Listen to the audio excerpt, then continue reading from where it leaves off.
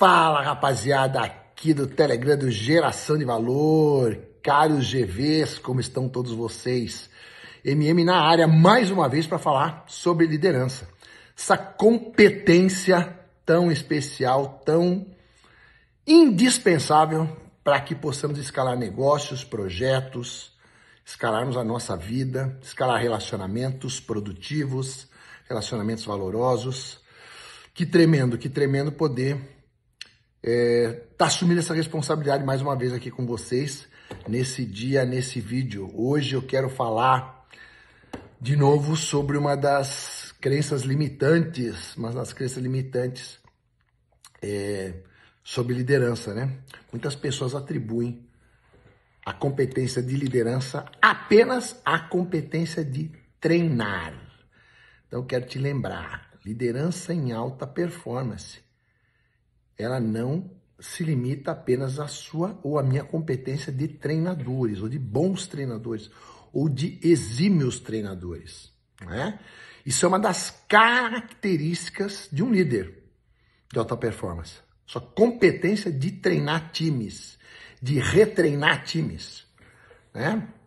De treinar pessoas diferentes, de engajar pessoas, de incluir pessoas no processo de treinamento, né, de selecionar pessoas para um processo de treinamento. Isso é uma competência, é uma característica de um líder de alta performance. Mas por que eu digo que isso pode ser uma crença limitante? Por uma razão muito simples. Tem muita gente que se vale dessa característica para tentar escalar seus negócios, né? E por que as pessoas que enxergam ou se orgulham muito da sua competência de treinadores, muitas vezes deixam de desenvolver as outras características que um líder precisa para ele performar melhor? Porque elas não compreendem ou não acreditam que só treinar não é suficiente. Então, vamos salientar a importância do treinador, né? E eu quero te dar um exemplo aqui. Por exemplo, você vai ver aí no cenário esportivo, exímios treinadores que têm ali a sua característica bem definida, taticamente falando, eles conseguem montar equipes taticamente muito eficientes. Eles conseguem, vejam só, eles conseguem desenvolver estratégias muito interessantes, taticamente falando. Eles são muito bons nos processos de treinamento, em metodologias de treinamento. Eles são muito eficientes para explicar, são muito didáticos para explicar a função tática de cada membro no seu time. Só que muitas vezes esses treinadores, por se orgulharem muito dessa competência, eles deixam de fazer um outro papel do líder que tem que complementar o papel de treinador, né? Qual é esse papel? Eu vou explicar através de um exemplo. Então imagine o seguinte: o que faz o último reserva de um time estar sentado no banco de reserva, motivado para entrar a qualquer momento? É o treinamento tático. O que faz esse último reserva que muitas vezes viaja e às vezes não é nem relacionado a estar grato pela oportunidade de estar fazendo parte daquele time, mesmo que ele não seja relacionado para o jogo?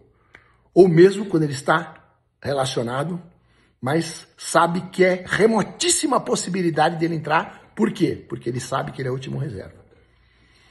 Quer ver uma outra coisa? O que faz o craque do time, que a princípio é uma figura incontestável pela imprensa, pela opinião pública, pelos próprios companheiros, o cara que já é escalado em todos os jogos, o cara que faz a total diferença no time? O que faz esse indivíduo estar lutando por uma posição que a princípio é dele de forma intocável? Isso não é o treino, isso não é a tática.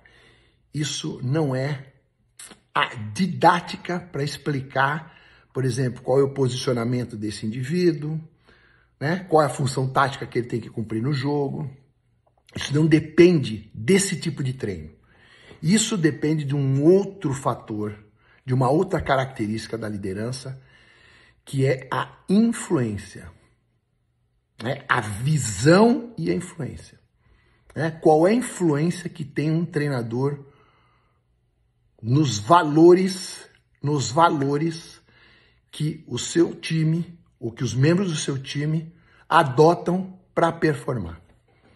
Né? Qual é a influência que tem um líder quando ele vai dizer para esse cara, que é o goleador, que é o melhor jogador do time, que não obstante a isso, ele tem que garantir a posição dele, não em todos os jogos, em todos os treinos.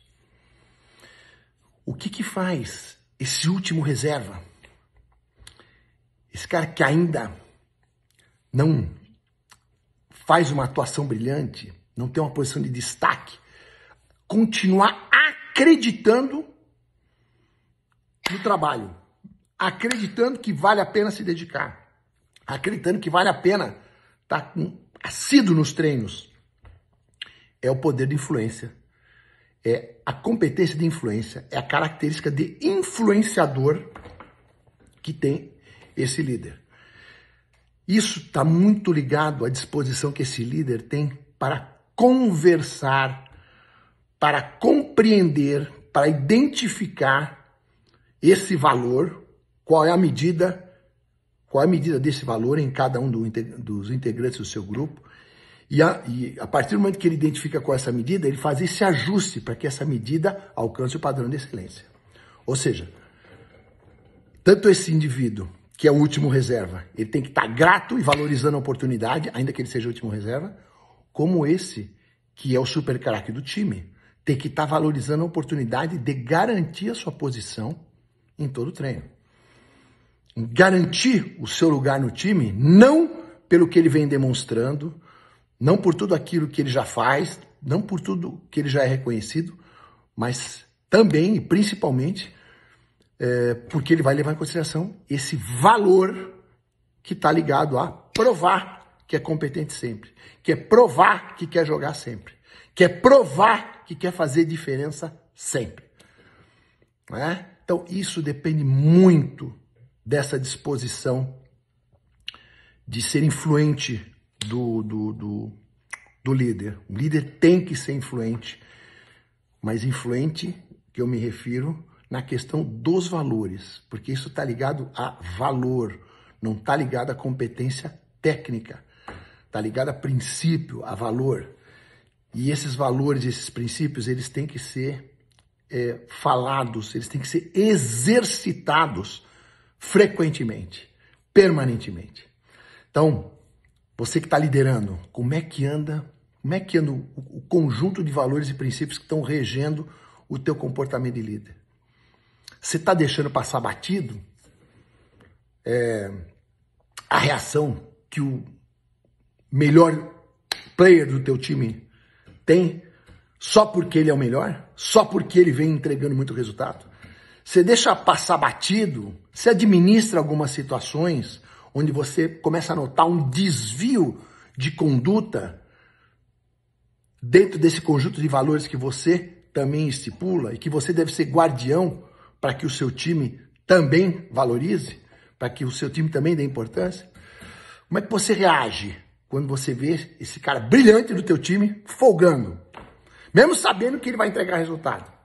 Como é que você reage quando você vê também esse que é o último reserva e que está ali porque merece estar como último reserva? Ainda não provou. Como é que você vê a postura dele quando ele se vitimiza? Você acha normal, porque afinal de contas ele ainda não é reconhecido?